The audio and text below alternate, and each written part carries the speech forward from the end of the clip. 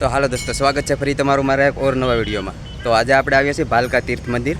તો આપણે ભાલકા તીર્થ મંદિરના દર્શન કરીશું, એટલે વિડીયોમાં બના રહેજો અને વિડીયોને લાઇક શેર અને ચેનલને સબસ્ક્રાઈબ કરી દેજો, એટલે આવા જ વિડીયો તમને મળતા રહે। આ મંદિરે ભગવાન કૃષ્ણને પગમાં બાણ લાગવાથી ભગવાન કૃષ્ણનું અહીંયા અવસાન થયું હતું। જે જરા નામનો શિકારી હતો ને, એણે અજાણતા બાણ ચલાવ્યું હતું કે હરણ સમજીને બાણ ચલાવ્યું હતું, અને એ બાણ ચલાવ્યું હતું બાણ ગંગાથી।